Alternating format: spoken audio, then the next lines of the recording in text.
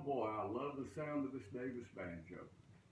Anyhow, today I'm going to do one of the earlier of the instrumentals out of bluegrass music. It was one that came along in the 50s, and it was reflective. When I did my series of videos for Radford University, the series of videos had to do with bluegrass music as a pure creative art form. And from about 45, or about the time Earl Scruggs came in the band, the music just manifested itself right there with that group, with Lester and Earl and Chubby and Bill and their bass player in there. That was it. I mean, that was a sound there, a sound that was bigger than life almost. It had all that Buckminster Fuller talked about when he talked about synergy. It was just a manifestation of that. Anyhow, one of the strange things about the instrumentals that started coming along in the 50s during that primal form, because I had the primal form being there and then the elevated art form being later on when Bill Keith came into the band, and soon after that Richard Green and Peter Rowan and some of those guys that just enabled Monroe to go to another level of creativity with his music. But anyhow, I'll get back to what I was saying. In those early instrumentals, the banjo played its own unique part a lot of times.